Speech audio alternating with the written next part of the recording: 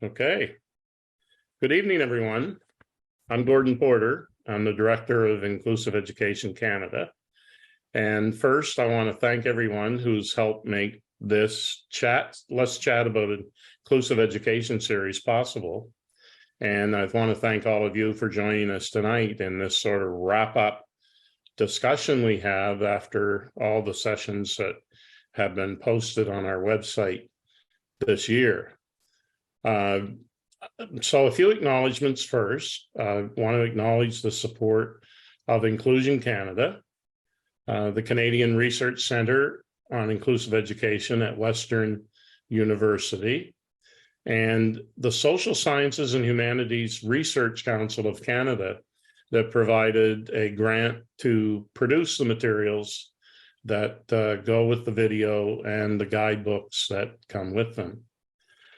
Now, this webinar has been about making Canadian schools inclusive. It's something we've been working on in Canada for at least 40 years.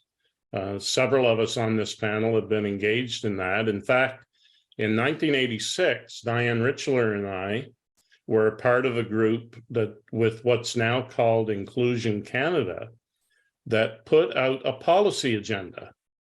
It was called Community Living 2000, and it was a very progressive agenda for what could be accomplished by the year 2000. There were 7 goals articulated, and they were all considered to be achievable by the year 2000, which was 14 years away. Now, 14 years takes in the entire public education period for a child in Canada. Even if they go to kindergarten and pre-kindergarten, it comes out to 14 years. So in effect, we were saying that children who are going to start in the education system in 1986 should be able to leave an education system that will be inclusive. That was our goal. Our goal was that a child with an intellectual disability, because that's what our association had their focus of their advocacy on, would be able to go to a regular class in a community school with their non-disabled peers. Even the most cautious among us thought that was doable. Some of us thought it could happen much sooner than the year 2000. It's now 36 years later. And while progress has clearly been made, and in fact, lots of progress, it's also true that the goal remains elusive. So the question that we've tried to deal with during this year of Let's Chat sessions is, how are we doing? What are we doing? Do we get a passing or a failing grade? Are Canadian schools failing to be inclusive? Despite progress for too many parents and teachers, the answer is yes, they are failing. Why? What can be done about it? So this year, we had conversations with 30 plus people, teachers, researchers, teacher trainers, school leaders, parents, lawyers, senior education officials among them, remarkable Canadians doing important work, all having to do with inclusive education. They shared their stories about the work about making Canadian schools inclusive. They informed us, they inspired us. They helped us see opportunities to celebrate the progress that's been made. And they challenged us to overcome remaining barriers to inclusion in community schools. Tonight, we're going to reflect on what we've learned from those 30 conversations. And I'm going to now ask my co-hosts of the series, Diane Richler and Jackie Speck, to share their thoughts. Diane is that person who was a member of the group back in 1986 with me. And she was the executive vice president of what was then called the Canadian Association for Community Living and is now called Inclusion Canada. Diane's been very active internationally on inclusive education for the last 20 years or so, and has really influenced inclusion on a global level through her work. Jackie is a professor and the director of the Canadian Research Center on Inclusive Education at Western University in London, Ontario. And she has worked with a number of her colleagues across the country to develop and try to have a coordinated kind of effort to develop inclusive education in Canada. And her academic work and research work have been outstanding. So I'm going to switch over to Diane and Jackie. And Diane, have some thoughts from you first. Thank you, Gordon. Yes, this history goes back quite a while, and I think it's worth reflecting on the fact that when Community Living 2000 was adopted, with the goal of all children being able to go to their neighborhood schools with their age peers, that it took some time for that to happen. In fact, we started to talk about inclusive education in the early 70s. And it was only in the mid-70s that we started to see some examples of inclusion in Toronto. And we really tried, we said that we were using a bit of smoke and mirrors to blow up the experiences that were happening and try to show that inclusion really was possible.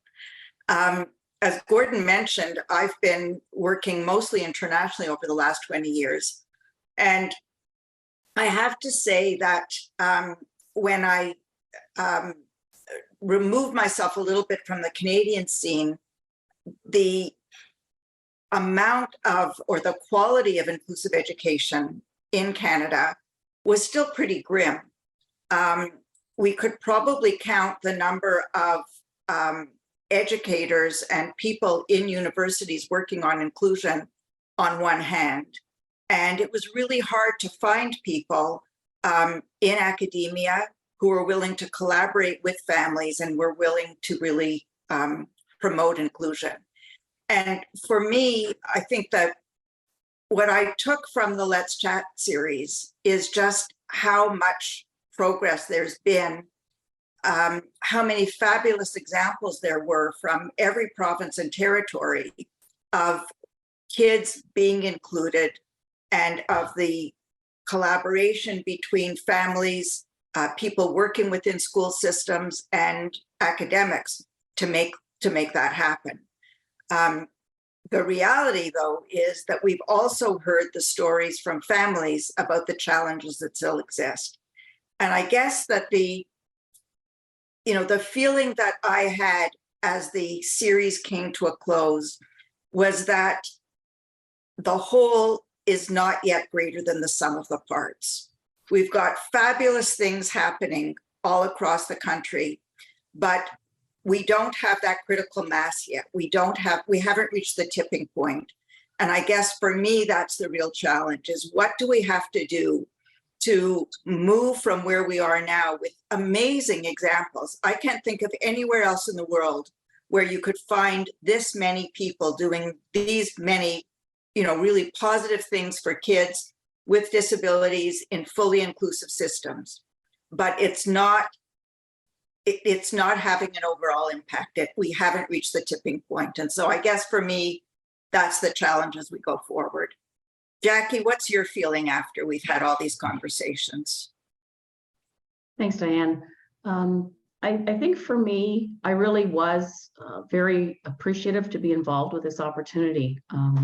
I think it was a privilege to discuss the research and the practice of inclusive education with people across our country.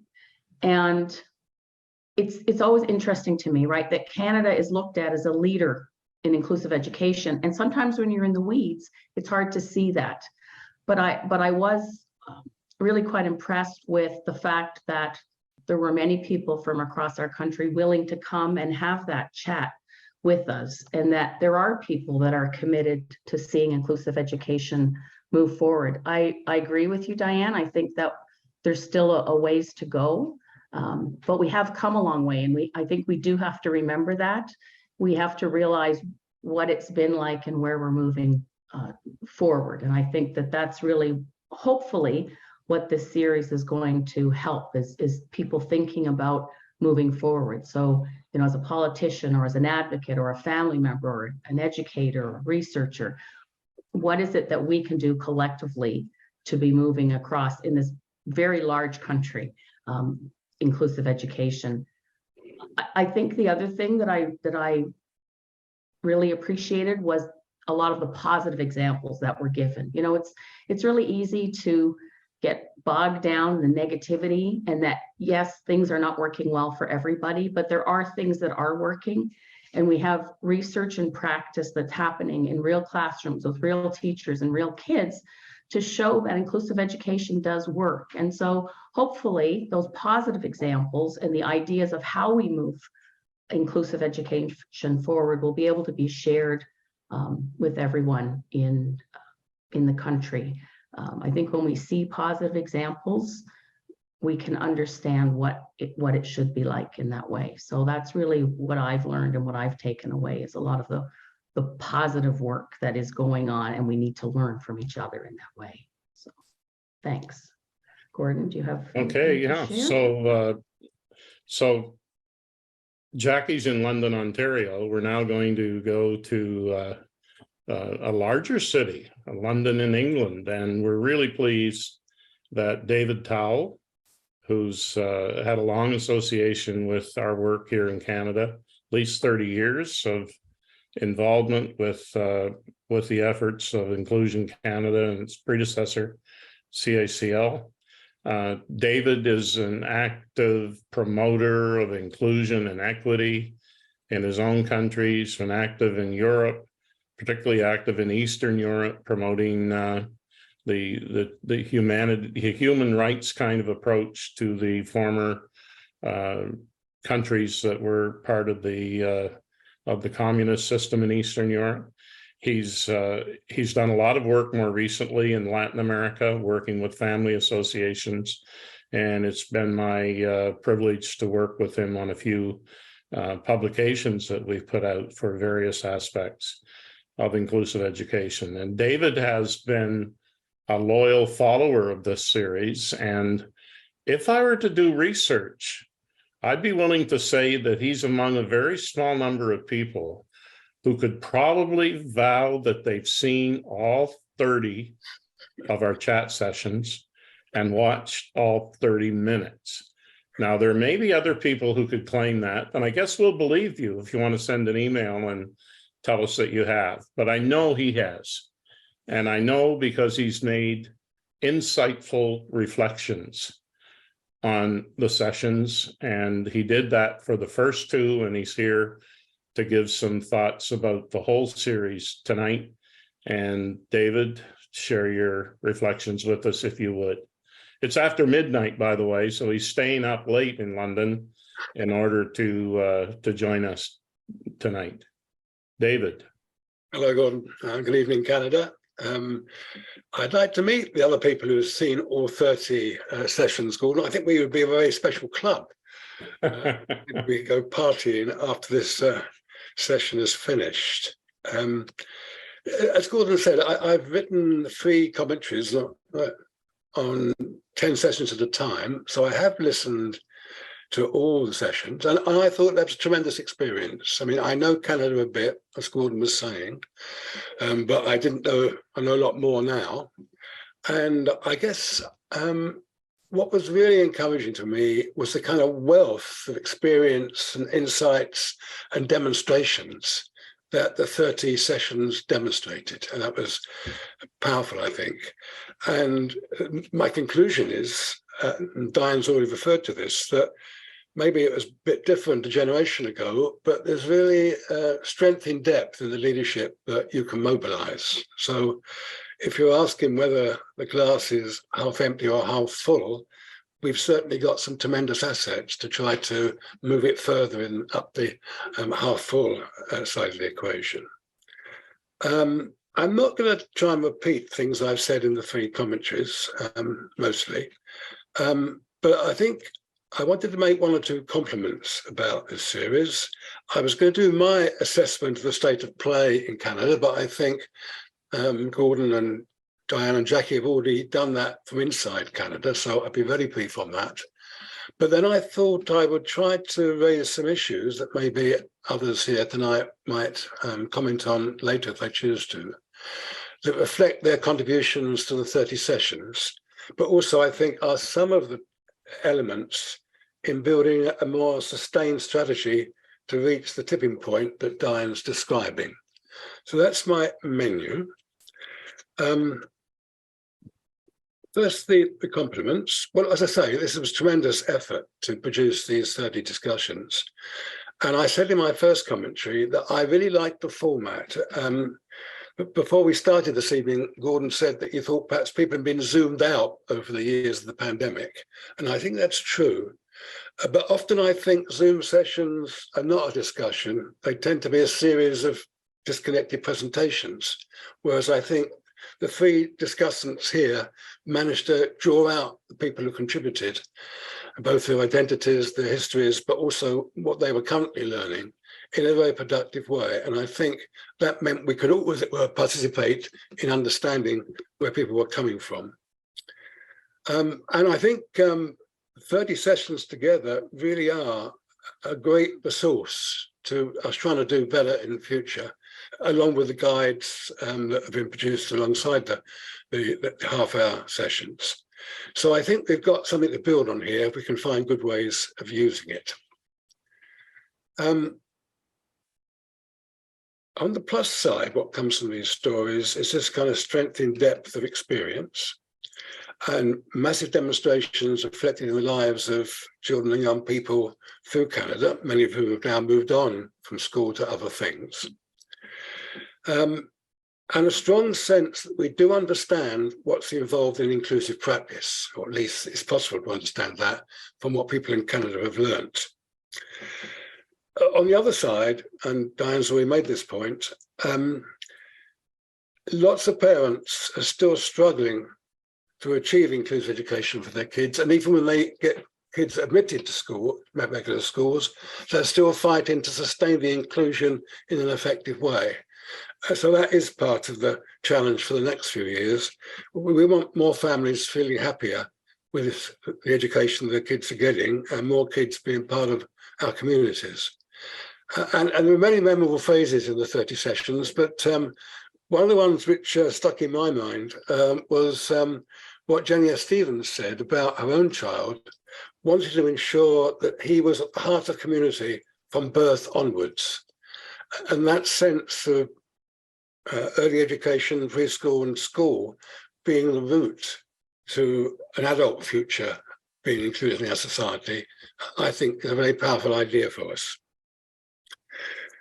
Let's come to kind of themes that maybe we need to address in doing better, since that's the key question you're all raising for tonight.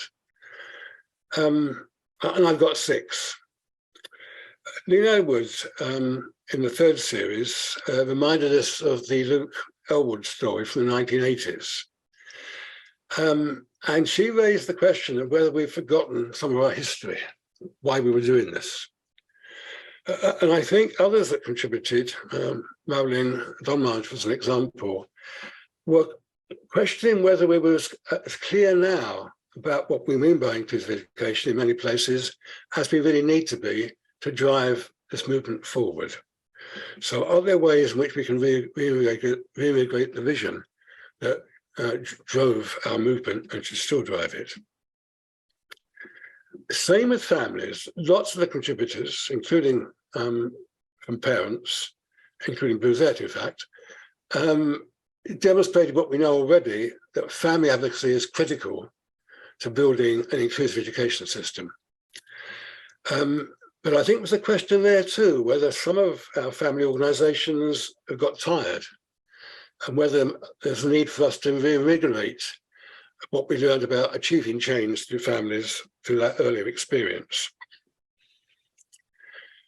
Steve, among others, told us that both school and wider system change require leadership that is both inspirational and empowering. And I think there's a question for us about whether we've invested enough in developing that kind of system leadership. We've got very good teachers, very good families, but is the system itself getting the leadership it requires for the transformation you've been seeking? ultimately, of course, law and policy change require informed political leadership, and Jody is a great demonstration of this from his time as a minister in New Brunswick. But I think we have a question about whether we can do better as civil society members in strengthening that political leadership and partnership. Also in this series, universities have been major contributors, and Diane pointed out that a generation ago that had been very difficult to achieve. And as Tim said, however, there's still quite a big gap between universities and experience in the educational field. So I think we have a question about what more we could ask of universities to strengthen our movement using this great resource of academic status and knowledge. And finally in this list, Inclusive Education Canada obviously has a really impressive network, and that's been demonstrated throughout this series. I think we have a question about whether we can mobilize the strength of that network more effectively going forward to achieve the 1986 goal in a fuller way. Those are my questions for tonight, Gordon. Okay, well, thank you, David. Those are all very important points I think you've made. And thank you for being part of the project and for sticking with us through it. And thank you for your assistance. What I want to do now is ask Jackie and Diane to have a brief conversation with the 4 individuals who are with us here tonight, who represent the 30 or so guests that we had in the chat sessions.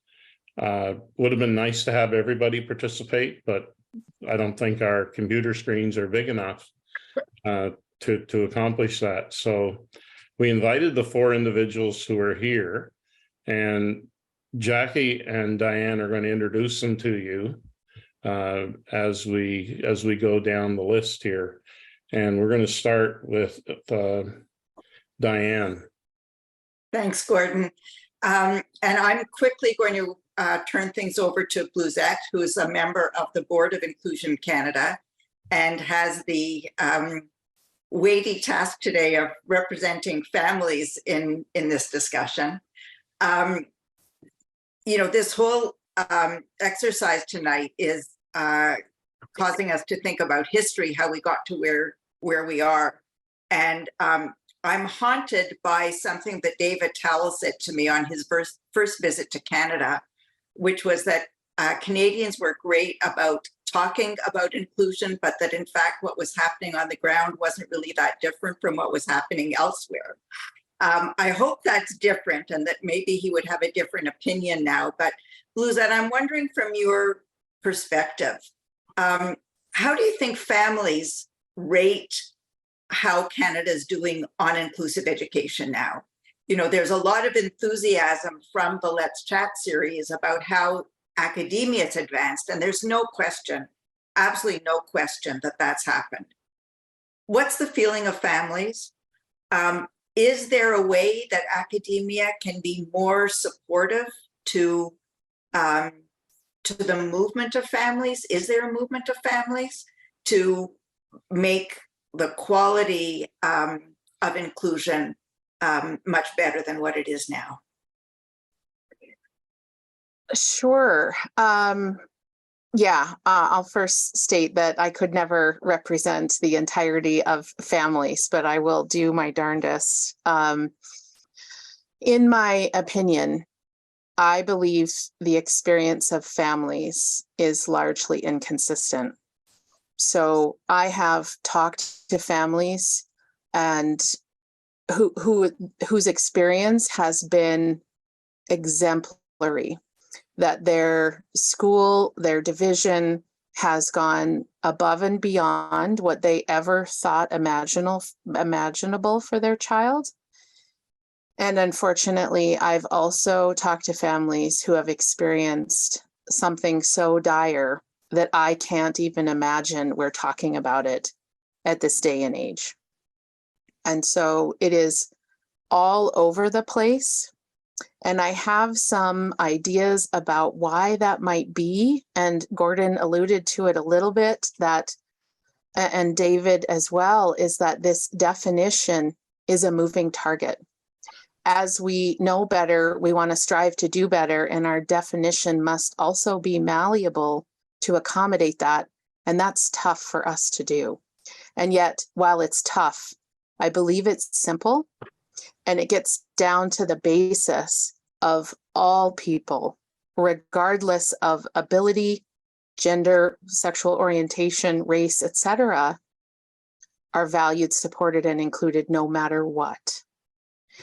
And I know that sounds very idealistic, but I believe that the experience of families would be much more consistent if we could subscribe to that. As far as, you know, our academia and our systems that are in place to support inclusive education, I believe it is about a larger shift in thinking. We can set regulations and rules, but until we think about it differently, we will not sustain the changes that I demand for the system as a family. That's quite a challenge. That's great. Jackie, over to you. Great, thanks, Diane and Rosette. So I'm going to chat with Tim for a little moment. Thanks, Tim, for joining us. Tim Lorman is the President and Vice Chancellor at Concordia University in Edmonton, Alberta. And so I'm just going to really take one of those questions that David posed. In your chat session itself, you say that if schools are only for academic purposes, we should abolish them. And so I'm thinking at the broader university level then, what more could we ask of our university in terms of contributing to this achievement of transformational change? Thanks, Jackie. I mean, there is, of course, a school of thought that says that there's nothing that a university can't solve, you know, no social problem that a faculty of education can't address and help us move on. Of course, we know that's not true. And we experience very busy professors in school, in universities, and they have teaching and research duties and all the rest of it. But you know, there's also an obligation from academics to do service, and that service work can be within the university typically, or external to the university. And you know, I do see a gap between what's happening sometimes at universities and what's happening sometimes at schools. But I'm also heartened, Jackie, that to some degree people like yourself, like Donna McGee Richmond, for example, and you know, many people involved with your centre at Western there are people who reach out and do work in school districts and work with them. And I think it's incumbent on all of us to accept invitations and to even maybe give school districts a bit of a nudge. I just today had a nice email from a school district I worked with 15 years ago, probably, asking me to come and speak, a rural Alberta district, and it was terrific. Of course, I moved all my things around on the day that they want me to come out, and I'm really happy to have that opportunity. And I think that we need to see a bit more of that from academics, but we also need to see school districts recognising and the sort of teaching culture recognising that they can't do this alone, and that if they really want to have the very latest in teaching methods and ideas and ways of helping all children to learn, that they really do need to connect to that research that's going on. So it's a two-way street, Jackie, and at the moment it feels like it's kind of blocked at various points along the road. It would be nice to remove those barriers as well.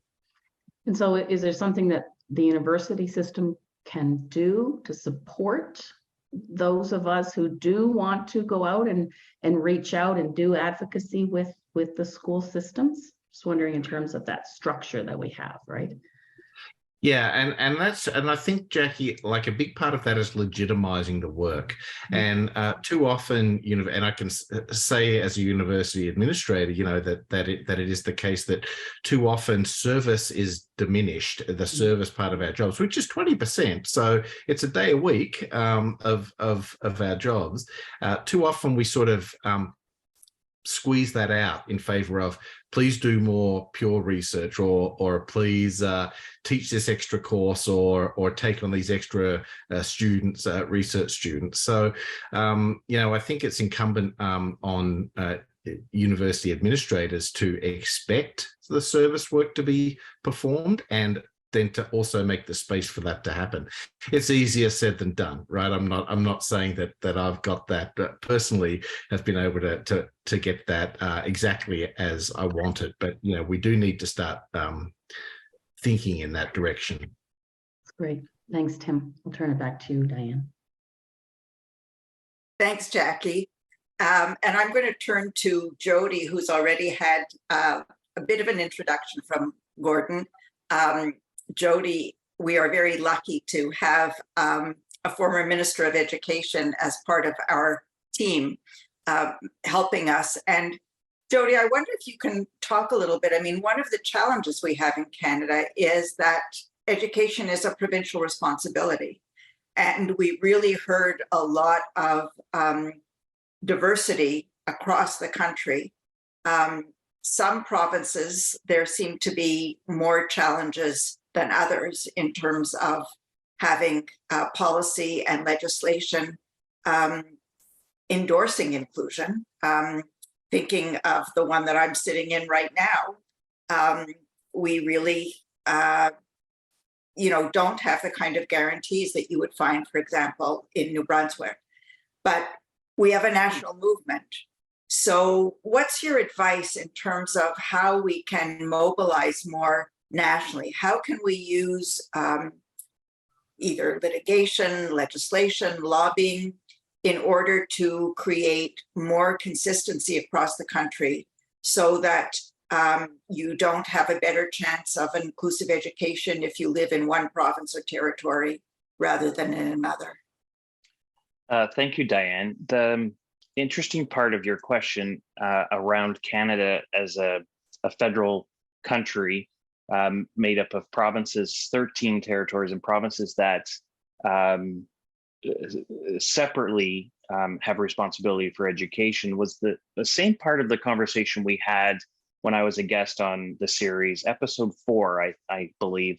And so I had an answer there and said, let's work on, I can't even quite remember. It was, let's look at federal initiatives to get federal money to help. But after the series and reading certainly the reflections by David Towell, and thank you, David, for that. It's given me kind of a refined response to that. And two things I want to say is, as David had said, the Let's Chat series has made it clear to me that Canada has an impressive depth of experience and knowledge over these many years in inclusive education right across the country, between family members and teachers and school administrators and advocacy organization, Legal Minds. And David provided us that reflection. And then Gordon and you, Diane, and Jackie leading us by bringing us together. What we're so lucky is that we have each other in Canada. But it's especially important because I think the disjointed country where education is coordinated separately by each province and territory at the provincial level that's mandated by the Constitution means we can't always appreciate this depth of knowledge. And I think sometimes we use it as an excuse. Well, we can't work together. But I think that brings me to the second point that really has all of that in combination made me feel that this series has shown us that David touched on it, this series has shown us that Inclusive Education Canada is the permanent organization to connect the Canadian network, to bring us together as a country, to work on a national policy, to leverage what's needed across the country. And it means that, I think that we can do much better. And how do we move forward and build this movement? I think it's leveraging Inclusive Education Canada more than anything. There's serious problems with education and inclusive education. Even in New Brunswick, I've had parents that have asked me to represent a group of parents who are getting partial day programming. So litigation is a must. Hiring staff to help coordinate a network we could do through Inclusive Education Canada, setting planning and goals. You talked about the vision for the year 2000. Well, we need a new vision again. And then also, as you said, supporting litigation and legal initiatives, sharing best practices, and I guess having that national voice that really doesn't exist in Canada to help us build that national movement specifically on inclusive education. I think the Let's Chat series is that impetus for us collectively to go to the next levels. Thank you. That certainly is a challenge for all of us, and I'm sure the wheels are turning in Gordon's head. Jackie, I'm going to turn it back to you. Thanks, Diane. Well, thanks, Diane and Jody. Introduce Steve Sider. Steve is a professor and associate dean in the Faculty of Education at Laurier University in Ontario, and he's also the director of the Center for Leading Research in Education. So thanks, Steve, for coming tonight. Your research works directly with principals and investigates how their values, beliefs, and perspectives are influenced by their experiences. And I think, coming back to even what Luzette said, that we really need to get to a space where we do believe that all children belong in their classrooms with their peers in their neighborhood schools.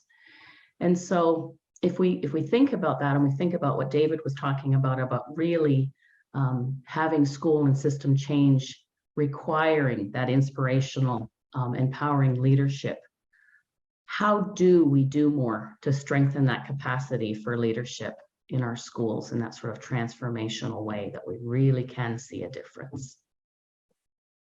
It's a $1 million question. If I had the answer, I'd sell a book. But it's complicated, right? I think of an illustration I've used before to capture the challenge. I was traveling a number of years ago in a different country that had just recently installed stoplights in the capital city. And as I got out of the airport and drove with a colleague of mine through the city, and I commented about stoplights. There's stoplights in this particular city. And, of course, everyone was proud of the stoplights that were in that particular city. And as we approached the stoplights, there was no power, right? There was no electricity. So those stoplights weren't functioning, right? A couple weeks later, we came back into the city. And as we approached the same set of stoplights and noticed, those stoplights, they have electricity. There's like red and green and yellow, but no one was obeying the stoplights. Everyone just continued to do what they wanted to do. And I often have thought, what a powerful illustration of what happens with regard to inclusive education. We have regulations, we have IEPs, we've got school-based team, we've got all the training, for teacher education, for school principals, for special education teachers, et cetera, et cetera, et cetera. But the stoplights, those structures are not necessarily changing the beliefs that undergird the system. And I think that, to me, from a leadership perspective, is the fundamental issue.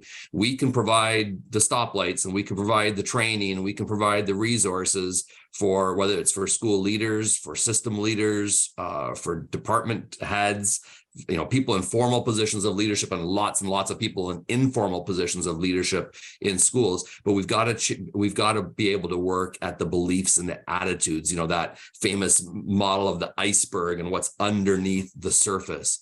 And I think there's a number of factors that will contribute to the change of attitudes. I actually love that comment. I think, Tim, it was attributed to you about tearing down schools if our primary goal or our only goal is academic success. One of the ways that we can change those attitudes is by bringing people together for across ability and disability, so that because we have a lot of principals who have very little experience working with students with disabilities. One of the studies we did examined the experiences of principals and asked them how many people who were in principal roles had been in classroom settings or in specialized roles, like a special education resource teacher that worked closely with students with disabilities. And it was really interesting. There was a clear divide between those who had lots of experiences with family experiences and classroom experiences with students with disabilities and those who hadn't. It's hard to change mentalities and attitudes if you have not had opportunity to build relationship, to talk with parents. I was a parent as well as a principal, a parent of a child with a disability as well as a principal in the same system. It was a struggle for me as a principal, knowing the rules of the very system that we were trying to navigate. So my point simply there is it takes relationships, it takes people working to, beyond kind of their comfort zones, tear down the schools. Let's tear down the schools and build communities. Build places where children, where parents, where teachers, where principals are not working in classroom settings, to walk down the hall and there's the door over there and this is where the teachers go and this is where the students go. And, and some students get to go there and some students get to go to a different class down the hallway because they have specialized needs. Tear the whole thing down. I'd use stronger language, but tear the whole thing down and build schools as communities. We have some examples of this.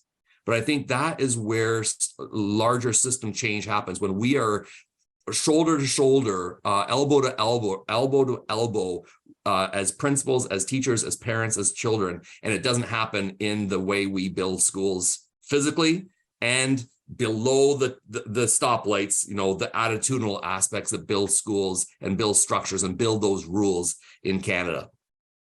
Hopefully that helps. It's a small task, but perhaps we can do it. But I appreciate that, right? I think there is something to be said about the school system. I heard once it referred to as cells and bells, right? It's almost like a prison system. And maybe it is about moving forward with relationship and us all really collaborating together. So I appreciate that. Thanks, Steve. And I'll pass it back to you, Gordon. You're muted, Gordon. Gordon, you're muted. There we go. We Zoom a lot, but we always forget our microphone. Before I invite David to make a comment or two, I just want to make sure, Mark, can you make sure that we've allowed people tuning in to post on the chat section? Yeah, and I want to invite people to send a question or a comment, and we'll try to deal with them in just a few minutes. So David, you've heard Diane and Jackie talk to each of our four guests here this evening. Any final comment from across the wide Atlantic at this point? There's obviously a danger this far away. I might be able to see some of the wood, but not many trees, which may or may not be helpful. Every time you guys engage in discussion, I get dozens of points that seem really interesting and important to me. I'm not going to tell you a dozen now, but I think I've got four things to say from what we were just discussing. Gordon gave a presentation in Birmingham, Britain, 4 years ago, and he asked, what's the secret ingredient in advancing inclusive education? And his answer was not one any of us have given so far. He said the students are the secret ingredient. And obviously now there's lots of students who've graduated through the inclusive systems, so can bring their adult experience to bear on addressing the challenges of new students and families. So thinking more about the student role in change might help us as part of strengthening family voices in this process. Diane and others have drawn attention to the idea which Paula Hunt writes about, which is inclusive education is a whole system transformation. You can't do it just in bits if it's to be sustainable. So we need, and people like Steve understand a lot about whole system change. We need to use more of that expertise in thinking about strategies for transformation. one part of that is the role of universities. I mean, I think Tim was a bit tentative, perhaps just as a gentleman, but seems to me universities have great privileges in our society and also great resources. So I think we can reasonably ask of them as the wider society to use that resource more effectively. I've got a friend who's professor of city leadership at a university in Bristol, and he talks about the importance of engaged scholarship. For sure, we want scholarship, that's what universities are for, but we want engaged scholarship. We want universities to come out there with the people and engage with the challenges that families, students, teachers, and others confront in a way which goes beyond research and teaching, I think. And there's a good example of that recently. Mel Ainscough published a new book this year about Scotland. And one university centre, the Robert Owen Centre in Glasgow, acted as a kind of learning resource to the whole Scottish system.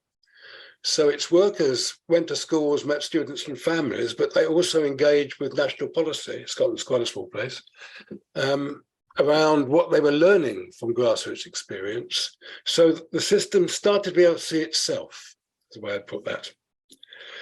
And my final point, I think, which links to inclusive education in Canada and the network, I wrote a review of my own experience in Britain of trying to close institutions and often alternative philosophy, actually learnt from Canada, about people's life in the community.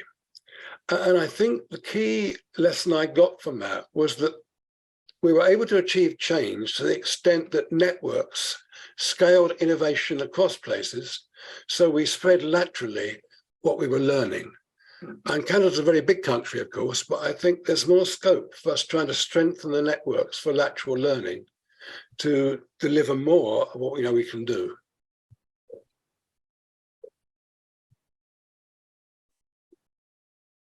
Okay, thank you, David. We're going to watch for any comments or questions from those who've tuned in with us, but I want to give our panelists, I'll call them that just for ease of terminology, Luzette, Steve, Tim, and Jody, a chance. Do any of you have a question or a comment you want to make to somebody else on the panel? Or like Tim, do you have a question for Jody, Steve, or Bluesette, or any of the others?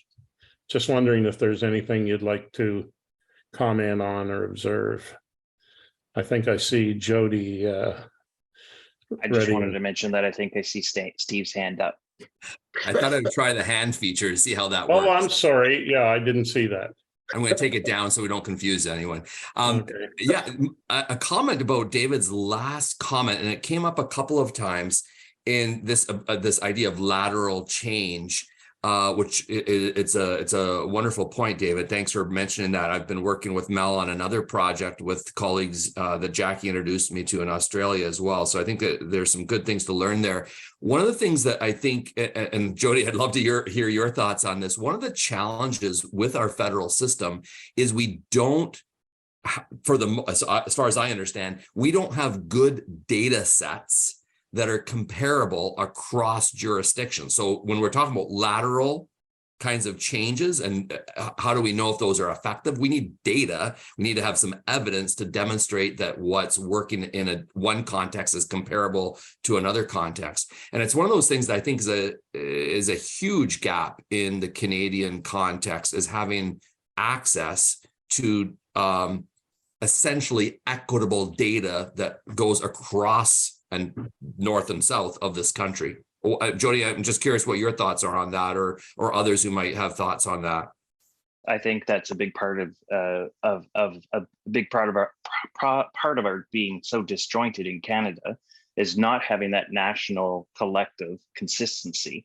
And I think just one step further, not only the equitable information or the data, but asking the same questions in every jurisdiction, so we do get comparable information. So are we asking how many students are segregated? How many are on partial day plans? Are we asking the right questions in order to utilize the data? But absolutely right. And I think Inclusive Education Canada to pull us all together to set priorities and then to try to work together. We can't rely on the provinces individually to do that. But I really see that as a problem. And I think Diane can talk internationally, but data internationally is a problem. But then even more so in our context. I can share with you an example of that. For a while now, I've thought that it would be useful to start tackling this lack of information about the degree to which we still have segregated education sort of systemically operating in Canada. And to me, the starting point would be to find out how many separate, standalone, segregated schools for kids with disabilities still exist in our country. And a year and a half ago or more, Sheila Bennett, who's a professor at Brock University, managed to free up one of her graduate students to work with Sheila and myself on that area. And we've got a pretty good start on finding and identifying all of the standalone special schools that still exist in the country. Now, it's a tricky business to go beyond that when you get into segregated classes in regular schools. That's a real challenge to try to determine where they are, how they operate. There are always going to be differences and difficulties in definition. But even within segregated schools themselves, it's difficult because some jurisdictions have something called alternative schools. Now, are alternative schools something different than the traditional segregated special school that we started to do away with in this country 40 years ago? In some cases, yes. In some cases, no. So we're in the midst of trying to do that. And we've been doing it on a shoestring. We haven't had any, major grants to help do it. But I think that's an example of what Steve and Jody have talked about, is that if we could start to peel off these things that could be investigated, quantified, and then use that information to lobby and to inform politicians and leaders, then I think we'd have something else in our arsenal. Like if we could look at all 13 jurisdictions in Canada and say PEI has no special schools or special provisions like that. Alberta has whatever number, Ontario unfortunately has quite a few, and on. Like if we could actually break it down by jurisdiction and give precise information, then I think it could be a start. And it would give people in each province something to work with. If they can say, here's our reality in Saskatchewan, and here's what's the case in Manitoba, and we're either doing better or not so good or whatever. But that's an example of the kind of data collection I think that we could do if maybe we form more partnerships with universities who have the capacity through their research arms and through graduate students and whatnot to do that. So that's what I would share on that count. Tim. We have yeah, Gordon, I have a question for Jody. Jody, you're involved as Minister of Education in some pretty large scale and very positive change in New Brunswick towards inclusive education. And I'm just wondering, as we think of systems change, I mean, we know it can happen at the school level and that's all well and good, but it's much better if it happens at the systems level. What are some of the things that you learned about how we might be able to have more of that sort of systems change across the country? Thank you, Tim. And some of this, I guess what we've all been talking about really, but the crux of it is needing parents that are advocating their voters. It's being connected and making their stories real with politicians being aggressive. I think litigation is always a good weapon, not now just because I'm a lawyer, but even when I was a politician, we could use that as cover to say, look, oh, these parents are suing us. We have to respond. If we leave it just in the air for it to happen on its own, it doesn't happen, as we know. So having that that coordinated, and also comparing to other provinces, oh, this province has, trying to demystify all of those myths that come up and say, well, it's just New Brunswick, well, it's just there's the different color of water in Ontario. We can never do that. So coming up with a national strategy to, as I said, though, really parents, advocacy, and being ardent in moving the movement forward.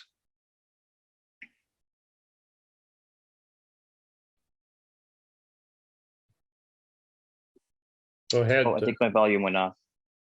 Rosette, go ahead. Perfect segue into what I was going to say, Jody. Thank you for the segue.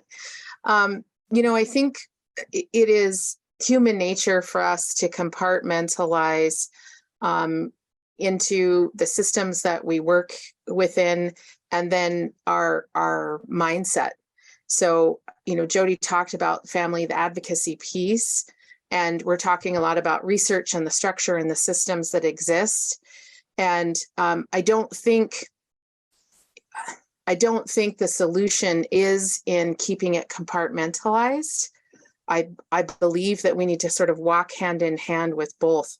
I talked about a little bit about a shift in the mindset, and I wanted to give you an example that families in their advocacy work are trying to bend a system to create a quality, inclusive education for their child around their value, their child's value, or their loved one's value, or the student's value.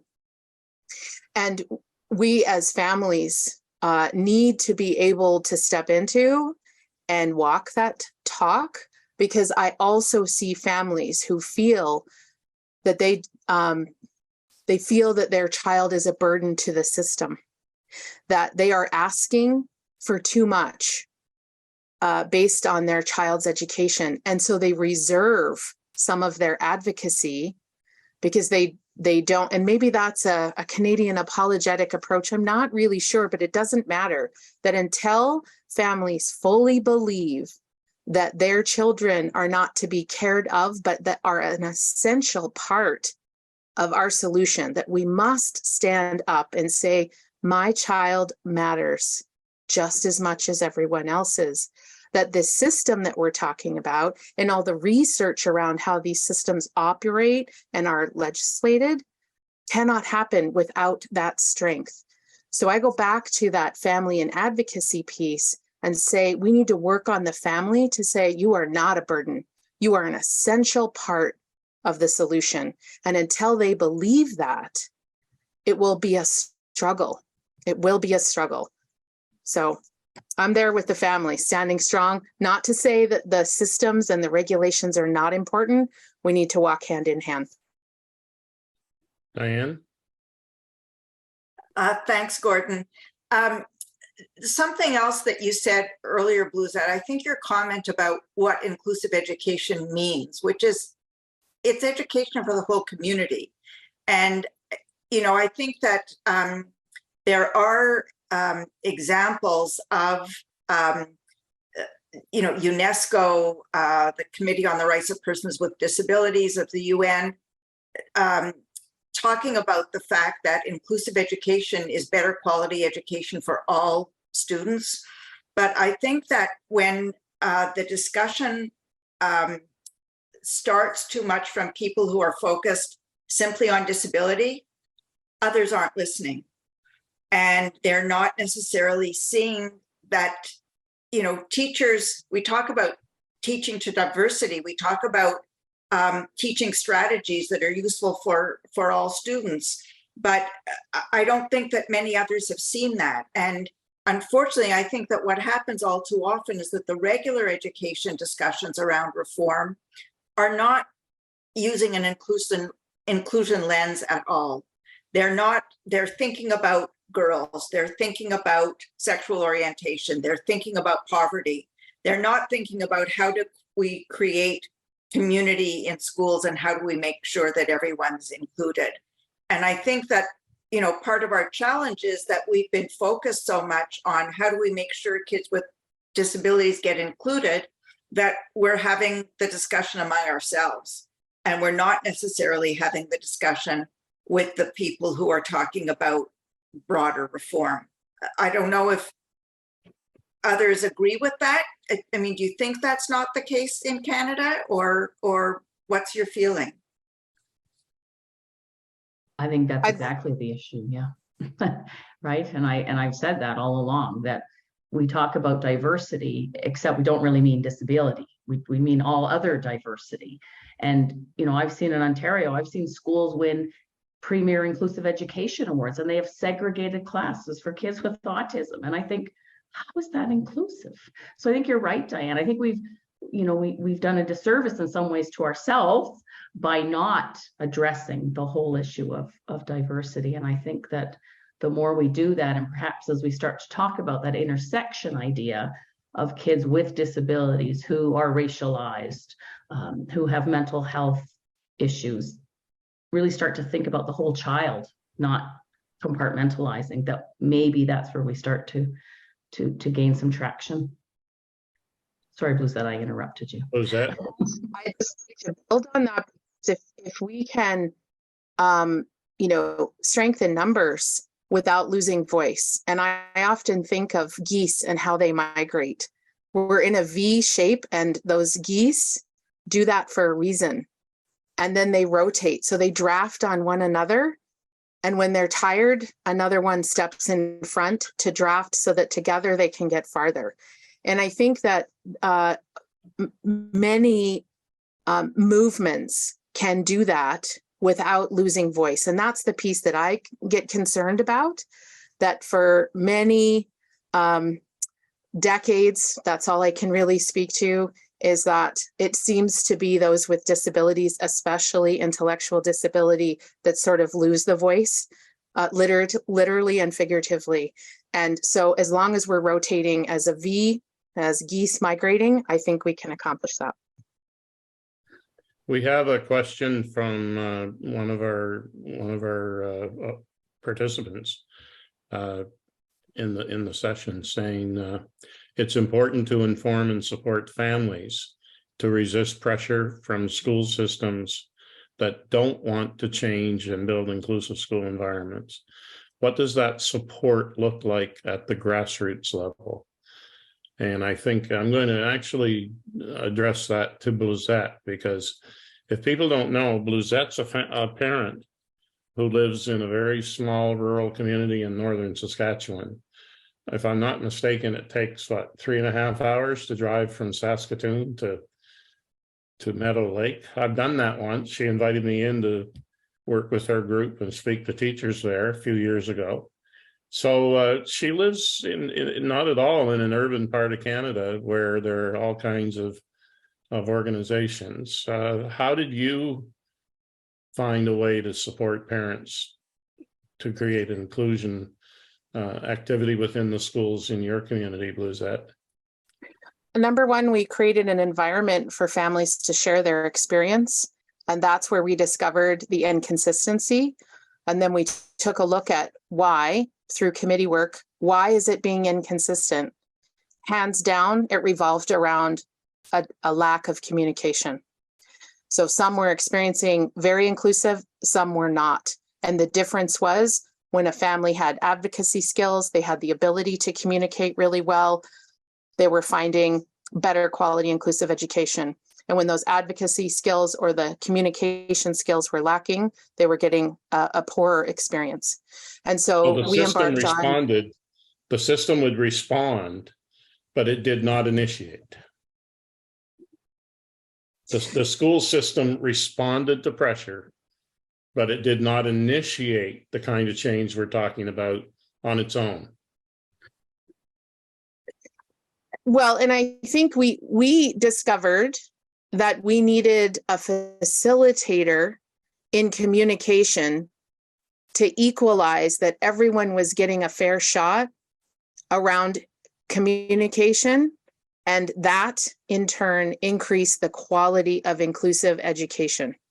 And that has been a pilot project that we've done for 4 years now, and we're finding very consistent information coming out of that pilot. So we're hoping to be able to share that with the rest of the province or be a model for a larger audience.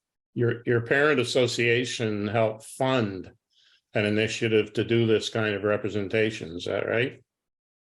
Yes.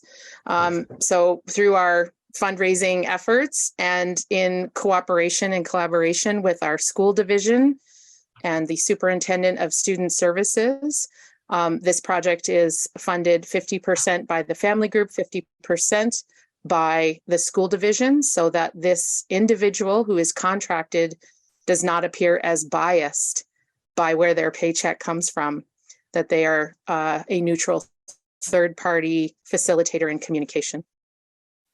Thank you. A month or so ago, we had a webinar focused on isolation rooms and partial school day attendance that many families experience.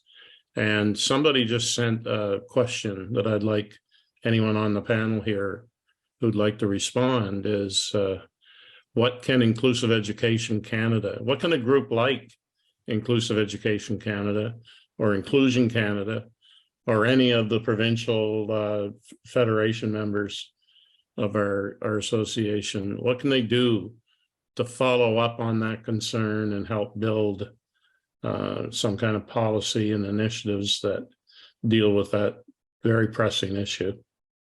Anybody, any ideas? Tim, Steve, Jackie, David, Jody, speak if you wish.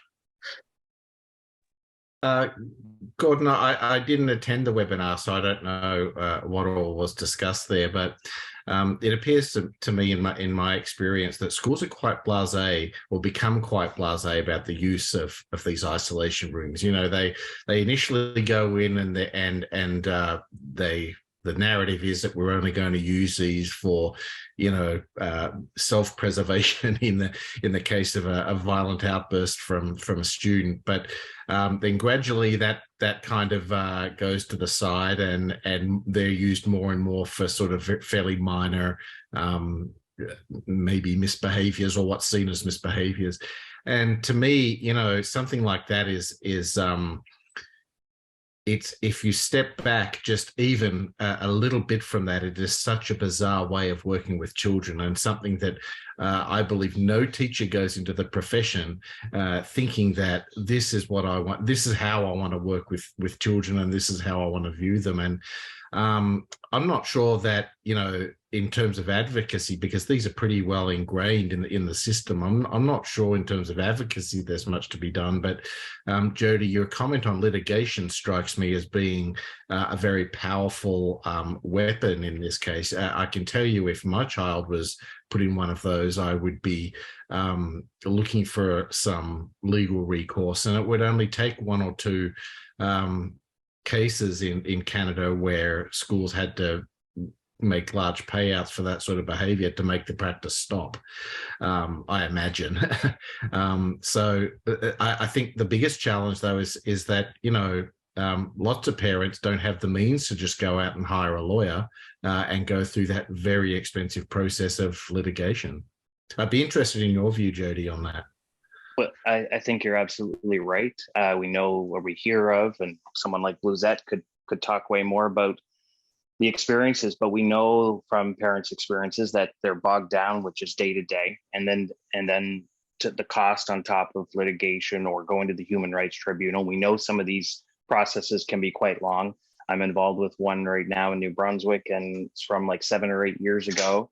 Their child is just about soon going to graduate, but it's still perpetuated through the system, as well as I don't know if there's a whole lot of lawyers that actually have a lot of experience in disability, at least in separate jurisdictions, but having a national network I know Arch out of Toronto has worked to try to build the capacity on the optional protocol for the UNCRPD.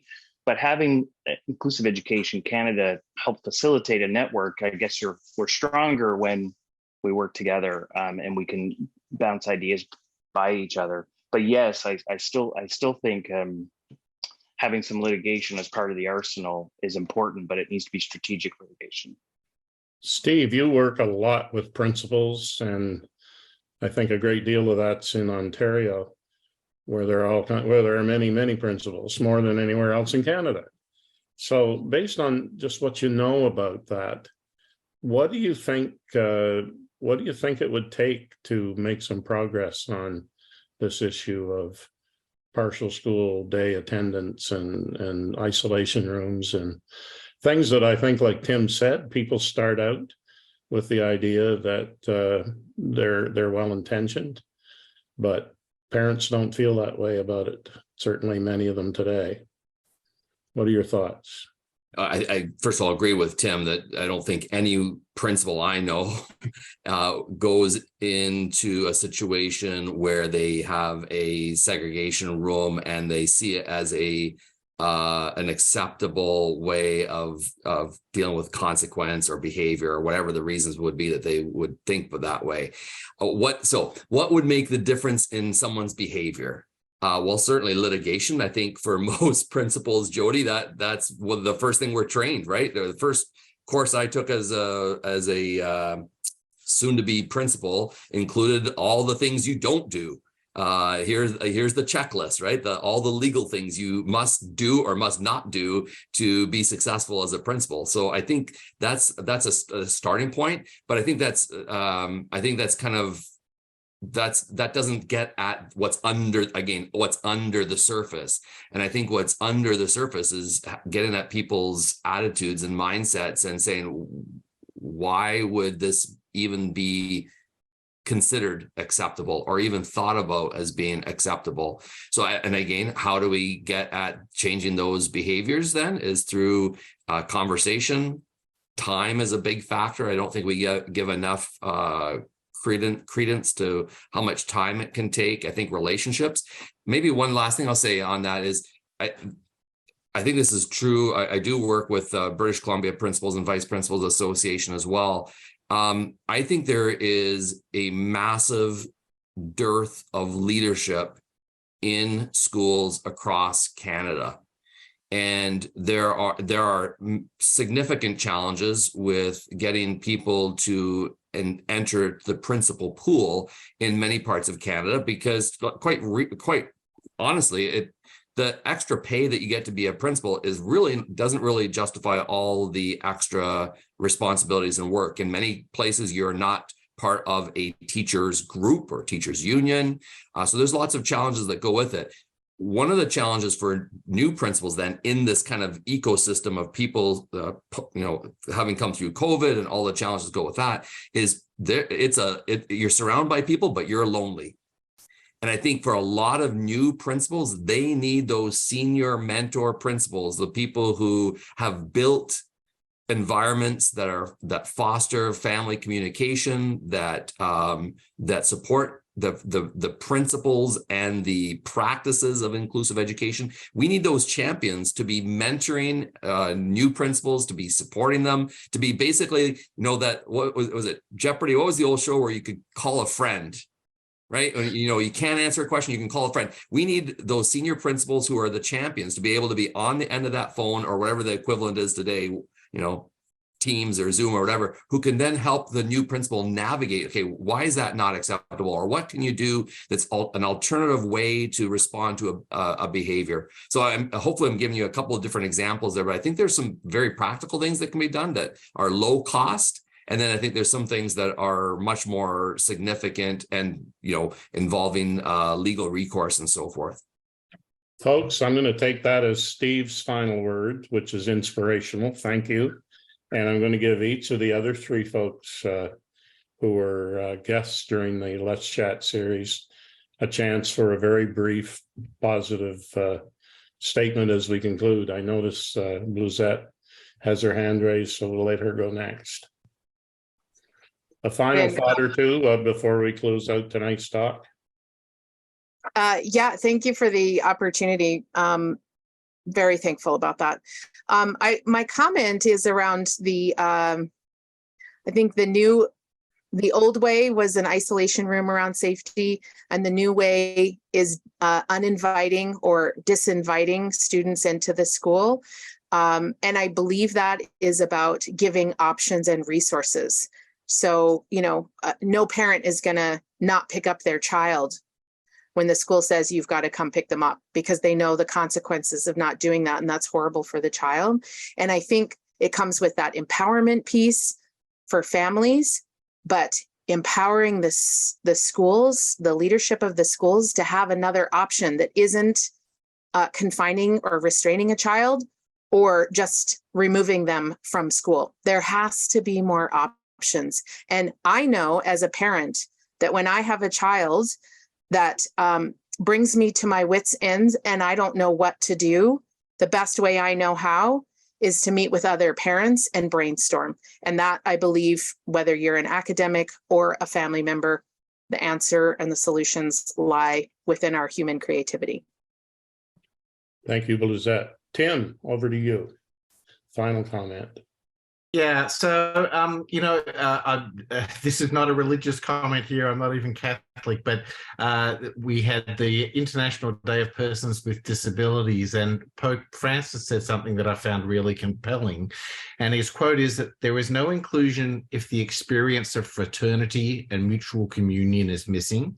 There is no inclusion if it remains a slogan, a formula to be used in politically correct speeches, a flag. There is no inclusion if there's no conversion in the practices of coexistence and relationships. And that really spoke to me when I read it.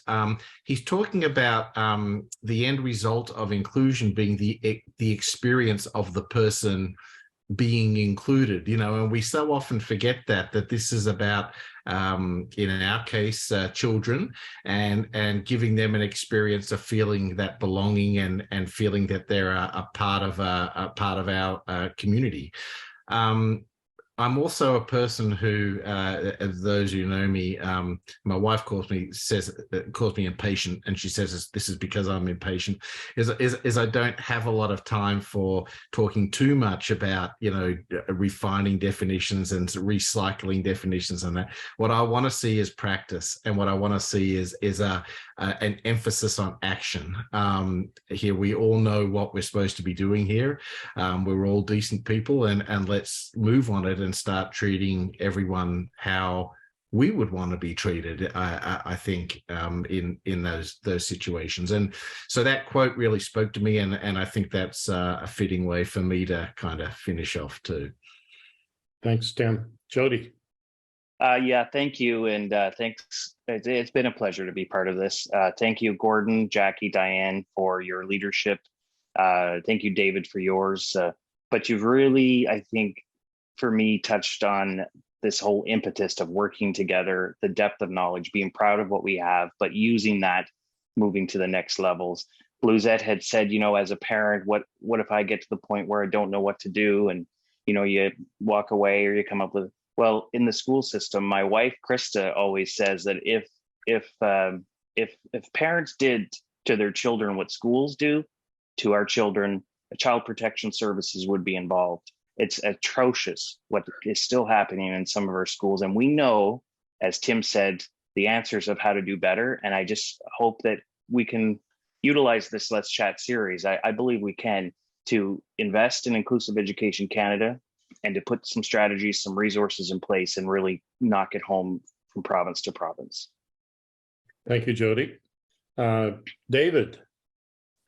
It's pretty late over there in London, the original London. Oh, I see the sun coming up over the horizon, Gordon. Well, you don't have a new prime minister today, do you?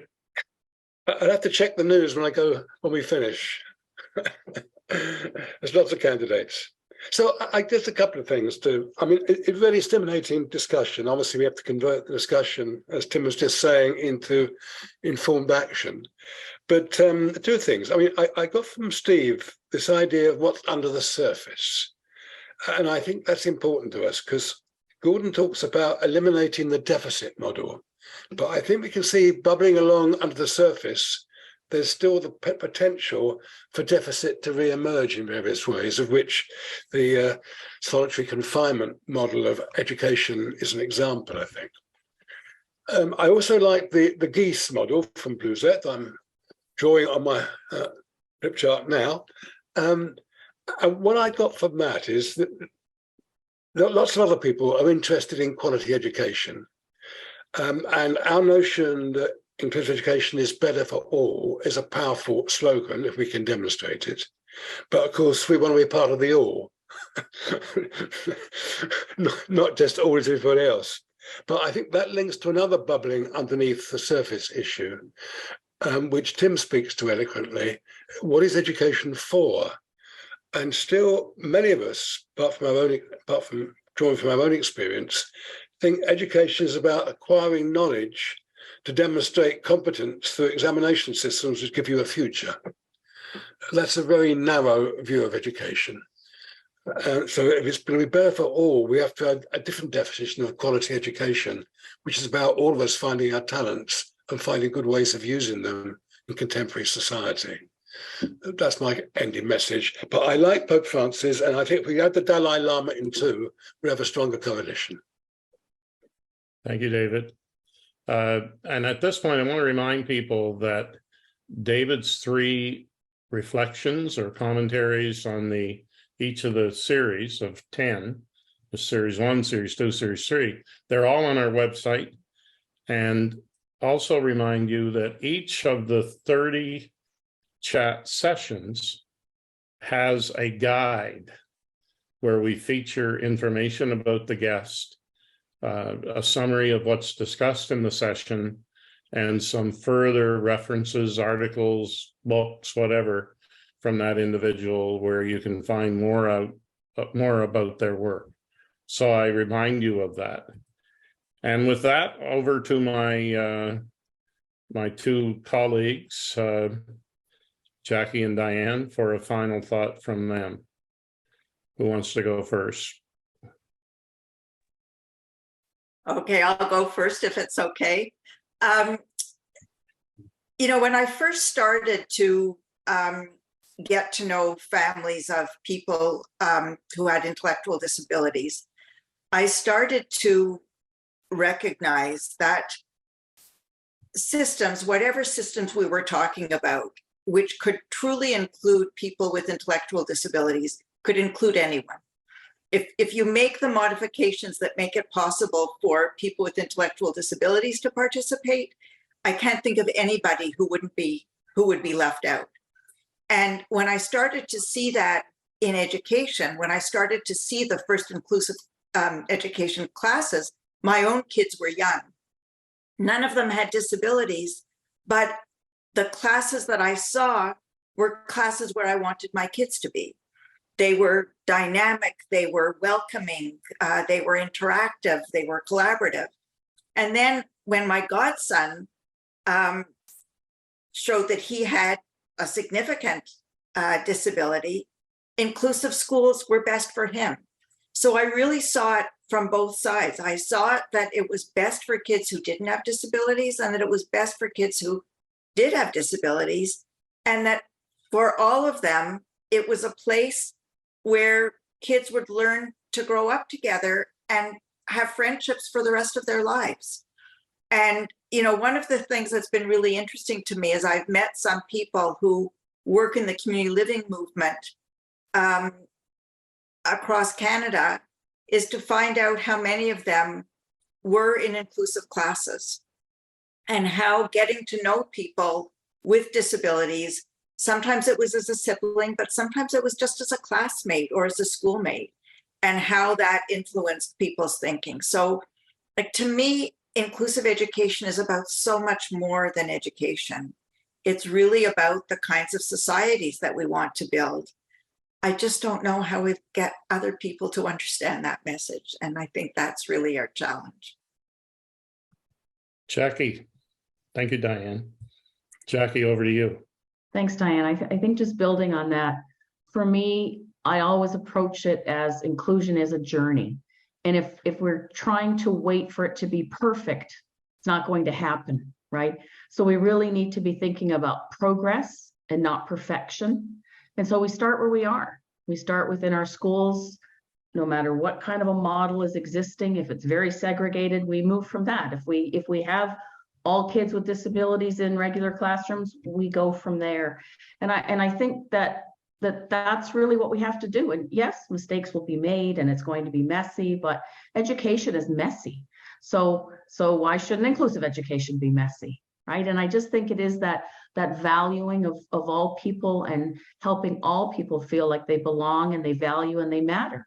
And if we're doing that, then we're on the right road. And so we need to take those steps and we'll get there. And I think as long as we have that attitude that all kids belong and that we can make a difference in our schools, then we will. And so I encourage everyone who might be able to use these in video chats in terms of leading groups of parents or educators, future educators or current educators, to have a look at them and to look at the discussion questions, because I think they are great starting points for that movement towards inclusive education. Thank you, Jackie. Just to wind up now, I want to thank everyone for participating this evening. And we've done all that by name earlier. I want to also acknowledge the work of Mark Muschler, who's you can see in the screen.